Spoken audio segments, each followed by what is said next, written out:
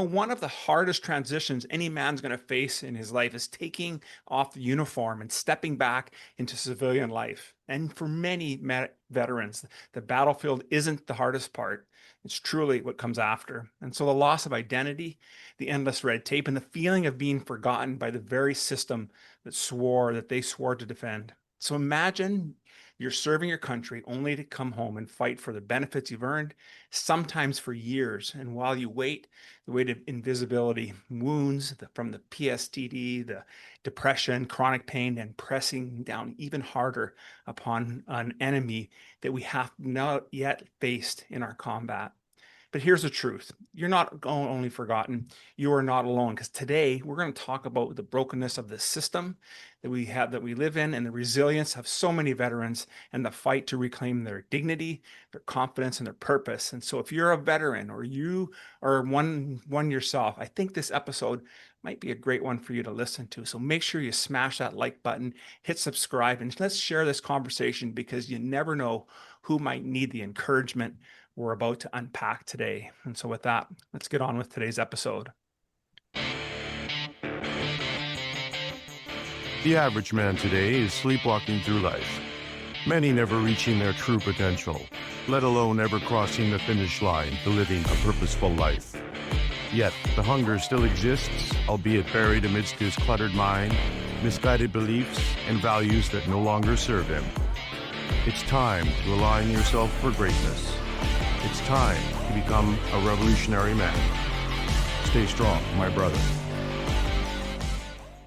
Welcome, everyone, to the Revolutionary Man podcast. I'm the founder of the Revolutionary Man movement and your host, Alain Dumonceaux. Before we get started, I do want to ask you a couple of questions. What would it feel like to fight so hard for your country, only to come home and fight even harder for your benefits? And what would change if every veteran had an advocate who truly understood their struggle? Well, the truth is that veterans don't need more sympathy. They need some solutions. And today we're joined by a man who's been in the fight on both sides of that table. So Chas Sampson is a U.S. Army veteran who went on to serve as a decision officer at the Department of Veteran Affairs, and where he saw firsthand the struggles that many veterans face navigating a complex and often broken system. And the experience inspired him to found 7 Principles, and it's an organization that's dedicated to helping veterans secure the benefits they've earned with dignity and with confidence. And through his company, his advocacy work, and his ebook, Thank You for Your Service, Chas has helped countless veterans cut through the red tape, overcome rejection, and reclaim their sense of worth. And he's not just an entrepreneur.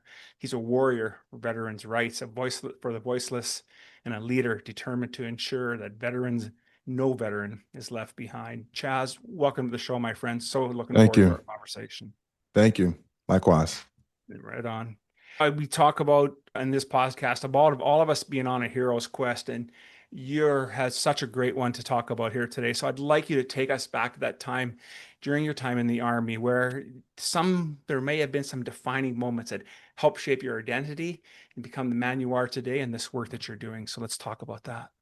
Yeah. So do you want one particular moment or maybe the first moment? Yeah, any particular moment that really stands out for you.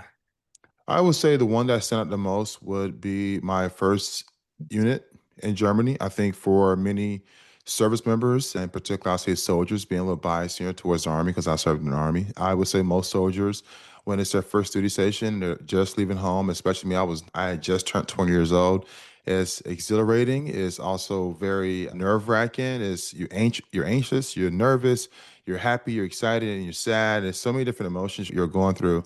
So for me, that's probably my fondest moment because my first duty station was Germany. And I grew up in Fayetteville, North Carolina, and never really went outside of Fayetteville. So to go from a little small army town, or it's not small, it's got a little size nowadays. It's probably about 400,000 or so residents. But to leave that and to go to my first duty station and have really great leadership there as well, it really set the tone for what I thought of the Army and my perspective and what I thought was valuable. And more importantly, it gave me some insight to the things that don't happen often in the Army. There's a lot of talks of people being in bad units, and I was part of a bad unit, my second unit. So I definitely saw both sides. And so for me, I guess the final moment was that you can be as strong as you want to be as long as you have the heart to lead. I think if you don't want to be that strong really a strong kind of takeover leader, fearless, brave-hearted person. You can be that and be a good leader in the Army. You can also be the total opposite and be a good leader in the Army as well. So it really helped me, and I hope I can phrase this in something like quote, but I would say that that experience helped me see that being a leader really comes from so many different dimensions. And it's not a one set tone, I would say. Yeah, I completely agree with that, Chaz. I think there's lots of different ways that we can show up as leaders. I think there's I know a mentor, a friend of mine years ago always said people will do what you do more than what they'll do what you say. Yeah, And if we absolutely. can, if we can exemplify what it is to lead, then people start to gravitate towards us. So I completely agree with you. It doesn't matter how we're showing up as leaders as long as we're showing up as a leader. But Absolutely. your journey also, though, obviously after leaving the forces and trying to reintegrate back into civilian life, when you first left the military, what really caught you off guard about civilian life? And then did you have any moments where you felt that you failed maybe yourself or your family? No, sorry, I drank some coffee, went down the wrong pipe. I'm drinking coffee 7 o'clock at night. So that's what I get for that. But I would say for me, when I transitioned, I was really happy to get out the Army because it gave me more time. So my principles of why I left the Army wasn't necessarily due to I didn't the military. I didn't care for it anymore. I wanted to get out. I really enjoyed the military. Loved serving in the Army. Had always planned to do 20 years, and I just at the end of when it came time to make a decision to ETS or continue to re-enlist because I was on the enlisted side. I literally sat and thought, what would be my cost benefit if I stayed in, and what would be my cost benefit, and more so the return if I got out. And so for me, I was going to go either drill sergeant, recruiter, or OCS. Those are my three options I gave myself. I was E4. So I was like, if I go recruiter, I got to at least make E6. So I had a path to E6. And I said, if I go officer, that can happen now. And I can just go to school and then come back in and commission as lieutenant. So I thought about all those options. And then I looked at the creative market. I had been making really great money while I was in the military. Moonlighting is what we call it in the military. I was working a second job, and the amount of time I was putting towards that and the amount of revenue or income coming in from that was substantially, the numbers were more in the favor for going that direction. So me getting out is a very different transition. I was very fortunate, man, to be able to have those options. But for me, getting out, the transition was being able to have more time to do more things with my own time and be rewarded for it financially. And then I didn't really have, I think your second question was what? Because you asked that question again. I want to make sure I answer it correctly because it was a very unique pronoun you used about in your question. Could you ask that one more time? Yeah, for sure. So it was actually a two-part. One was just that what maybe caught you off guard Caught me off guard. Okay, that's what it was. coming back to into civilian life. Yeah, nothing caught me off guard. Yes, were there things that I would have wanted in the civilian world that I didn't get in the Army? Yeah, absolutely. But I think for me, I just conditioned my brain to think that I'm making a transition and I have to make it the best of this transition and I got to find a way to compete and win. So for me, it was always about making a plan, sticking to the plan, and then being open to change the plan just to make sure I get to the goal. The Army was the same way. I joined at 20 and I had the mindset going in, I'm gonna master this thing, I'm gonna do very well at it. And I'm gonna leave myself with the option to leave on my own terms. And the own terms meaning I did well, I did my job and some, I definitely performed. And I could have stayed if I would really wanted to. So I think for me, there was really no shock.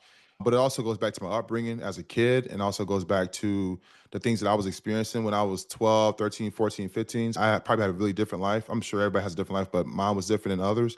So I think that's what really helped me to be able to compete like at that level at 20 and then 30 and now 40. So There you go. So the reason I ask with this as an opening question, because now I'm wondering with your advocacy work, are you finding some similarities in that, or are you finding more differences with guys transitioning from the army or whatever, I will say the forces overall, getting back into civilian life? yeah, so I would say I'm an NFL agent as well. So I help NFL players. I represent them, and that's for all 32 NFL teams. And so the transition that you see with NFL players and with guys retiring ETS from the military is very similar. Only Mhm. difference is the contract value of each party's respective value to the service they offer to the respective entities, which of course players are to the NFL and service members are to the Department of Defense or Department of War now. But the the things that I see here is people are people, right? I deal with guys that are sometimes high net worth, have done extremely well for themselves, run businesses, and I deal with guys also that can barely are unemployed, literally on paper and financially unemployed. They're not just status of unemployed, so they don't have employment, but they have income coming in. They actually have no income, and they also are classified as unemployed. So that's a wide spectrum. And what I would say is that, yeah, there are some commonalities in regards to if you find someone that transitioned and they've always been a civilian and they go from one banking branch to, let's say they go from banking to insurance and then from insurance to like construction. Yeah, it may be hard to transfer to the different entities, but the lingo tends to be about the same, and just the culture changes and like some of the way you do business change. But yes, there is a stark difference in serving the military, even playing the NFL. That transition going somewhere else is just really different because you're doing something that like only less than 1% of people do in the world. I have seen a group of men and women, and we'll speak military here because that's what the question's about, veteran and Yeah. military. I've seen men and women that are veterans in this case that have exited very well. They could have left a decade prior, but they put themselves in a position, they planned properly to exit and meet their goals, and they did it, and they did it extremely well. I've met some veterans that also have not done it well. What I would say is the common denominator between the two was that either A, they planned to fail or they failed to plan. They plan that if this fails, and I said it differently, I'm planning to fail. So if I plan that this fails and I already know all of my fails, then I add fail safes to where I know I'm going to meet my goal. And then the other ones just planned to fail. The other ones failed to plan. They did not plan anything at all. And so because of their failure to at least execute a plan or make a plan, they didn't have any type of aspect of what they're walking into and got shocked and again got shot down because they just weren't prepared for it. They never took the due diligence. Not saying they don't do that, but that's what I see on my end of the spectrum. And hopefully services like mine is what's helping bridge that bridge, at least financially, because we're putting a lot of money in men and women's pockets all across the country for the rest of their life every single month. So that's a huge value add. And I get a lot of folks that shake my hand and say, man, you're doing the Lord's work. And I've come to believe that over the last 11 years now. That's what I've seen from it. First, going into this business, I just really listened to what I heard frequently and what I saw in my circle, which was, yeah, everyone had a tough transition. I even had close friends that left the military and got back in the military and got back out again and realized for 3 or 4 years. I've seen that as well. When I was around that, yeah, but now in my leadership level, where I'm at as a CEO and running a pretty decent sized organization for the last 11 years, I've been able to see a massive amount of people and deal with their personal affairs. And I can tell you, it's really a a mixed bag of different tools that people have used in their tool set to be successful or not. Yeah, I completely agree with that. And I think it's so true, right? Depending on if we fail to plan, we're planning to fail. And while that may sound somewhat cliche, the challenge is many people in lots of walks of life live day to day, paycheck to paycheck, decision to the decision without really any type of plan. And so to be able to have an organization like you've built with 7 principles really helps folks fix that gap and help them at least get back on their feet. It's an opportunity for them to start to rebuild a life. And so I think like any entrepreneur or starting anything, when you started 7 principles, I'm sure there must have been moments where you had some big challenges you had to overcome. And let's talk a little bit about some of the struggles that you faced in building it, and how did those failures really change the way the direction of the organization and maybe even yourself. Yeah, I think for me, the biggest struggle was the financial side of the business because it costs a lot to run a business. Not just only your indirect costs, but not only your direct costs, but indirect costs, like the cost of doing business and the cost of cost. And so I think for me, I had a tough transition when it came into really narrowing down my lifestyle. I like to live a certain type of way. Just to be frank with you, I like to have a certain kind of car, I like to live in a certain kind of neighborhood. And I'm more important, like to live a certain type of healthcare stuff for myself, like making sure like I'm always well groomed. I get manicures and making sure I work out well and I eat well and I also support my family. So for me, I wanted to make sure I had a certain dollar amount. So resigning from the federal government to do this kind of work was like it was really a leap of faith in regards to, it was I wouldn't say a leap of faith, it was more so a leap I took knowing that it would work. I just didn't know when it would work. And so I had to really buckle down for the first, I would say 3 years of the business and just focus on every single dollar goes back into the business. And that wasn't tough for me, so to speak. That's probably the toughest thing I had to do because then I had to change my mindset of it's cool to take the bus. It's cool to take a train. It's actually cool not to have a car for a year or so. So I didn't have a car for a while. I used like Zipcar. I used to rent cars from like Avis, whatever, and that would get me around town. But I lived in DC, so it's easy to walk around. I can walk to the grocery store. It's not like I'm in rural America where not having a car is Right. like your life is destroyed. No, my life still went on like normal. I just caught the train, the bus here and there, and a little bit of Ubering. But that was the toughest thing for me, is being able to take the money and put it back into the business, and then that money then capitalized itself, and that allowed me to be able to hire personnel which built a team. And one mistake I did make early in my career as a CEO is having the wrong people on the ship.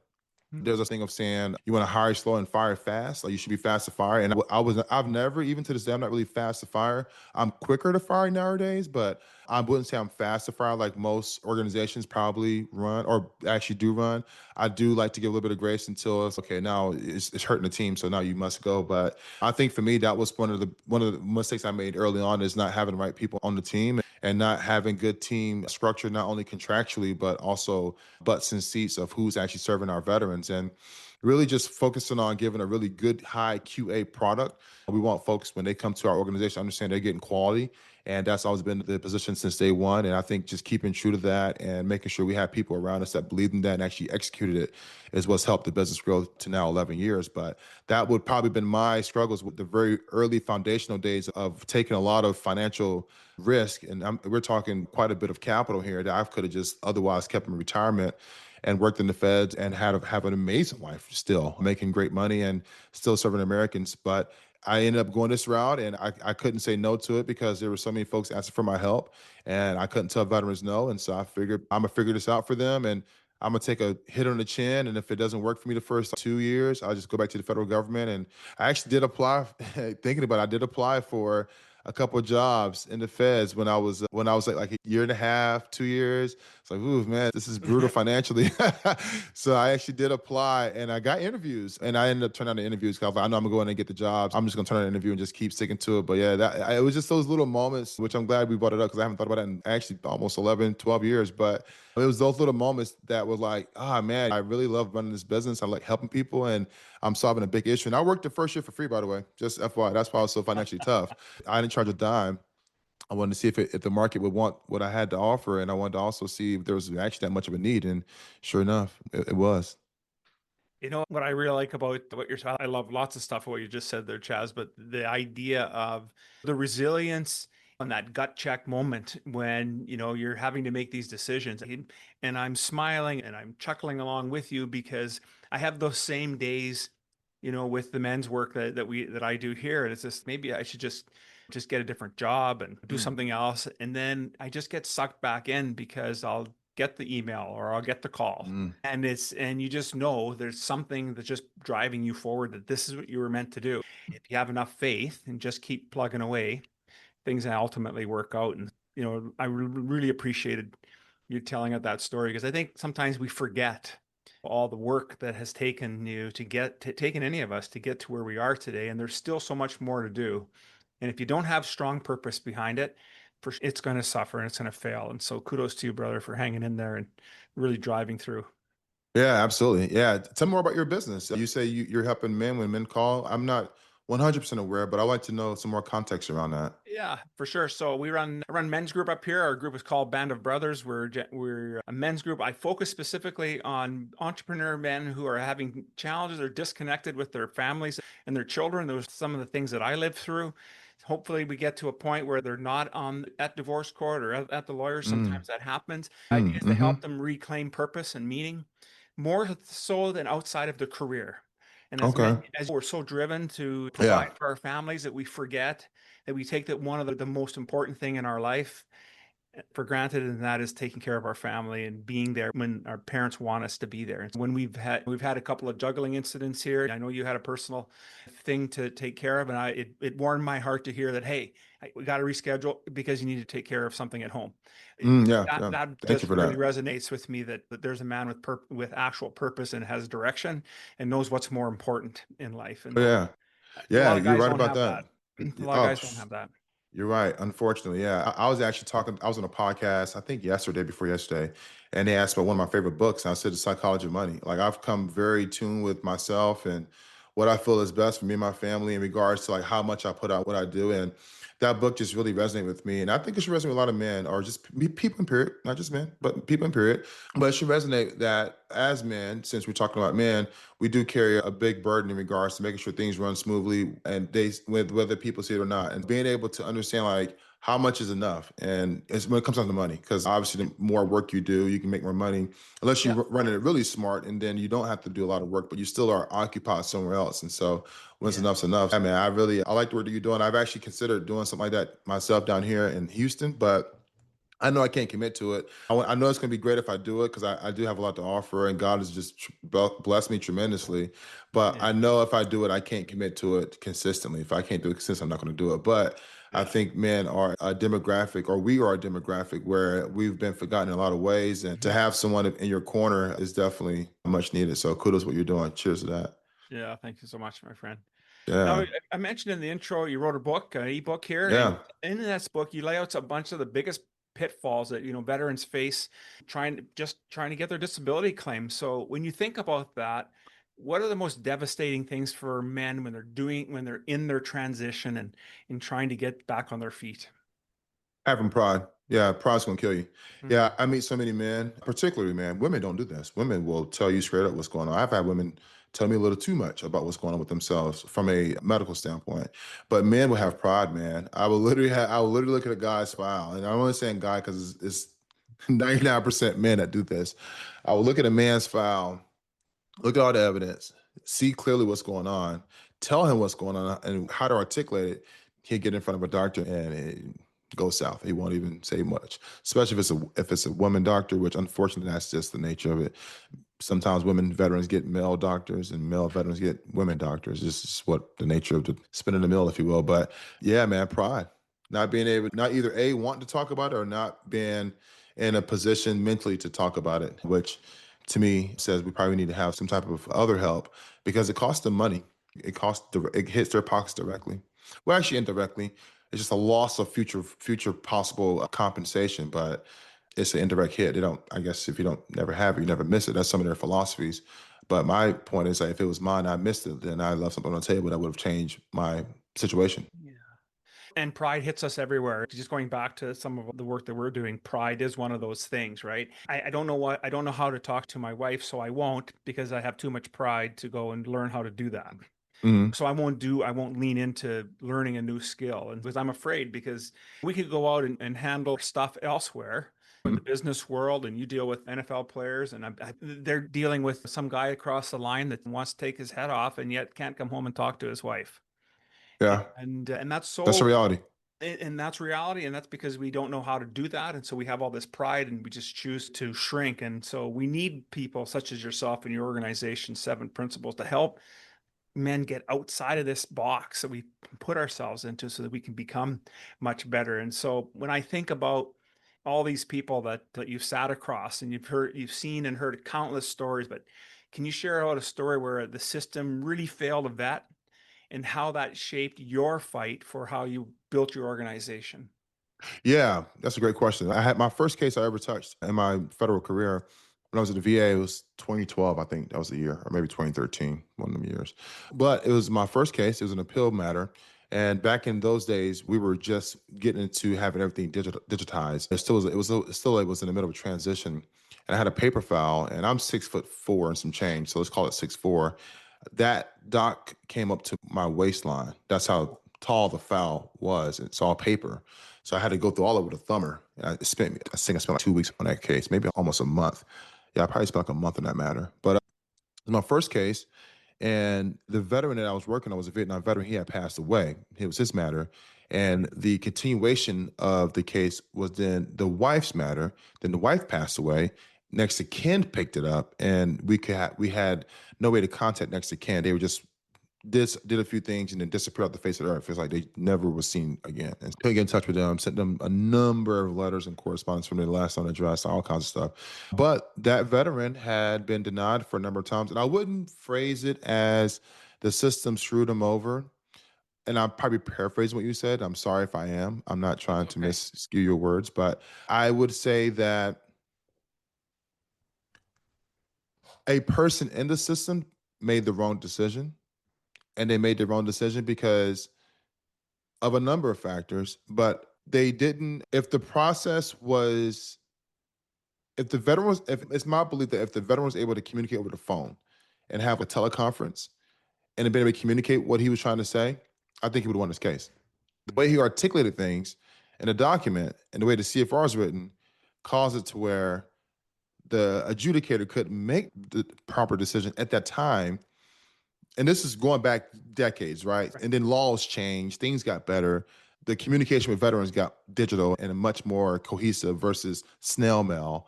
I think it was a mishap of miscommunication and misunderstanding of how the CFR really works, and the fact that the VA rules or makes decisions on claims based on the rule of law. And if you can't that, then you don't meet the preponderance of evidence. That's the burden proof for the VA. So I think if we were able to read between the lines, yeah, I think a lot of veterans feel as if, hey, I have served, I did these things, I jumped out of airplanes, I was SF, I was Ranger, I deployed 4 or 5 times or whatever it may have been. Now, you should understand that, but to the everyday civilian, they may not understand none of that, or may have an understanding, but not understand it in the tense that you want them to understand of how this caused your disability to be prolonged. So it's a way of communicating. That's where it matches what that rater is thinking, or at least trying to execute. So once it's denied first time and then other things happen where it's denied again, then it just becomes an ongoing matter that sits around for years. And back in those days, things at the VA really went slow, just even for regular cases, which now to regular cases, you can get something back in sometimes a week or a couple of days sometimes. I think that was the problem, but it was a death case and I felt bad about it because I had made a final decision on the case and awarded the veteran back. Oh man, it was up there. It was a big one. I think it was like a mill. It was up there, like 800,000 back pay. It was up there. I was like, "Ooh, that's a lot of money." I had to actually do the math because on my side as a rater, you don't do promulgation. That goes to another department. So for me, I can look at how much I've awarded. I'm awarded 100% permanent total, and I'm dating it back for a long time because this dude's been appealing forever. And so I dated it back, and just over time, the cost of living allowance and how much things went up as far as from where he was at, which I think was like 10% to 100% over years, decades. It's a massive claim, but I don't never know what happened with the money after that. After I made my decision, I don't really see the money side of it. So at that time in the feds. And even though it sounds like a big number, like you're saying, this was over decades. And Yeah. in the end, the position that the financial position they're in maybe gets them a little bit better than above float. And so this is really important work. And what a great distinction in helping us understand that while we may excel in a certain aspect of our life, whether when we're talking about military and veterans here, as a civilian who has probably never been in combat, I would suggest, doesn't really understand the skill set of what the veteran's bringing forward. And then we give them this document to fill out, and they need to somehow explain on this document that's probably not great and not written well on why they need the service. And so that's why I think you finding this niche and to be this advocacy work is so important.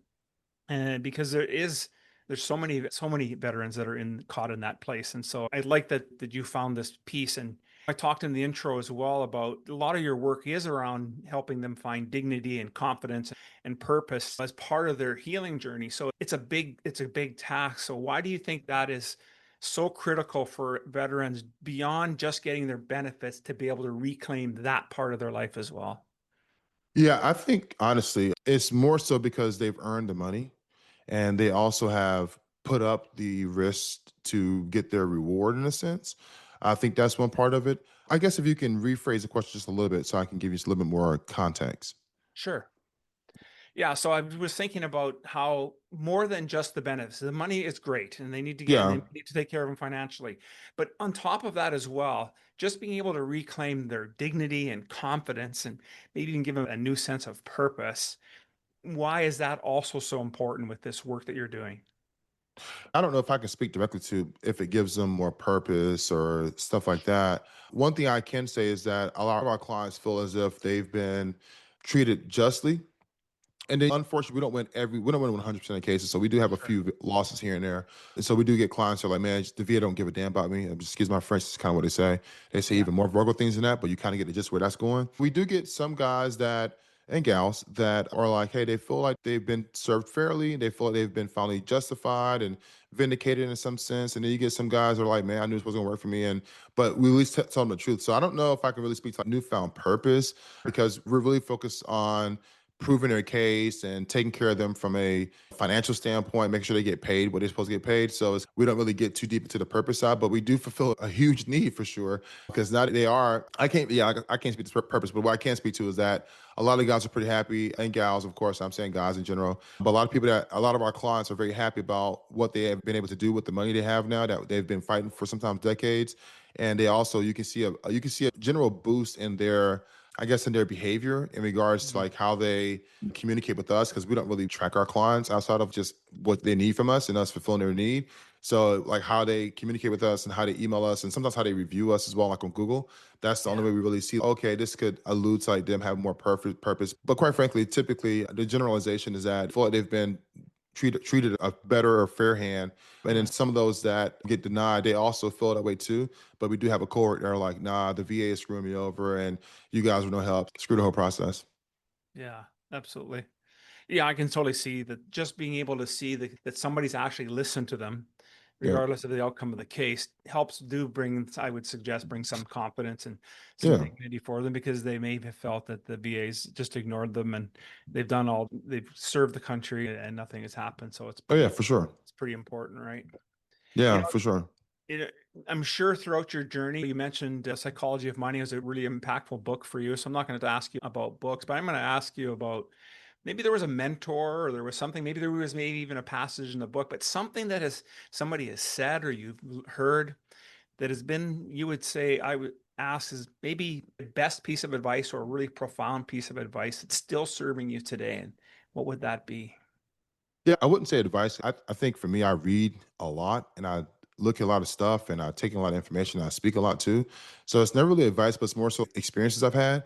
And those experiences sometimes are like something as unique as a porta potty visit at a fair in random city and state that I don't never been to I've never been before, I never frequent, to like normal everyday folks I deal with on a day-to-day basis. For me, it was really a lot of key element moments when I was growing up as a little boy, growing up in church. I grew up in a pretty strict home, very Christian, conservative, strict home.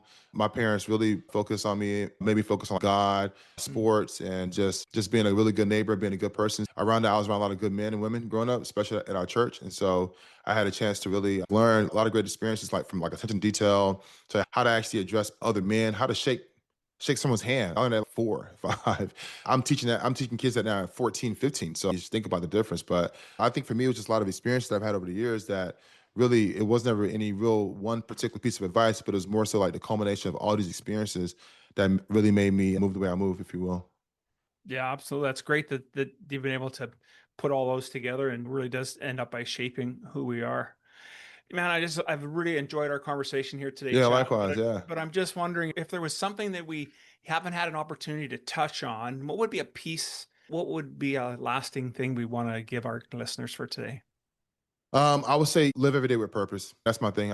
Every day I wake up, the first thing I do is win. And I think when people wake up like that and they have a purpose in their life, like you just end up faring better. That's my belief. And that's off the top of my head. Something I want to give. That's what's going through my mind right now. Is just like living a life with purpose. That's how I am. And I think if I can offer any little bit of advice, I think it'd work for others. Right on. Love that. I just want to say once again, thank you so much for your service, for this tireless work that you're doing on behalf of all veterans. And you really had an opportunity to show us today that while the system may feel or seem broken, it's the spirit of those like you who fight for what's right is what truly becomes unbreakable. So if there are men out there who may have not have heard about your service, what would be the best way for them to reach you? Yeah, sevenprinciples.com. Yeah, www.sevenprinciples.com. That's sevenprinciples.com. If they want to follow me on Instagram, they sure can. You can just, or any platform actually. I just say Instagram because that's like a favorite of mine. But you can go on Google and Google my name, Chas Sampson, ChasSampson. All my platforms are there. I interact on all platforms. So that's LinkedIn, Facebook, X, Instagram, TikTok. So yeah, however I can be of a resource and offer value, I'm more than happy to do. Absolutely. I'm going to make sure all that information's in today's show notes so folks can have opportunity to get a hold of you.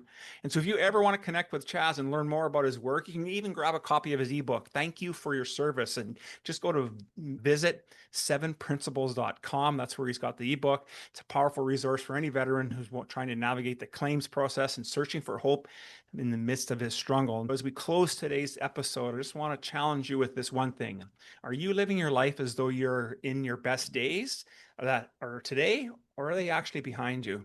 And if you're willing to believe that your story still has something to be written, then I'm willing to challenge you to step into your purpose and take our integrity challenge.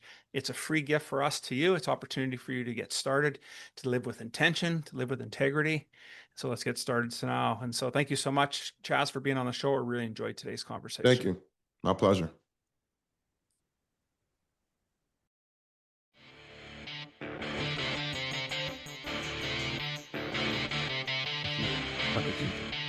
Thank you for listening to the Revolutionary Man podcast. Are you ready to own your destiny? To become more the man you are destined to be? Join the brotherhood that is the Awakened Man at theawakenedman.net and start forging a new destiny today.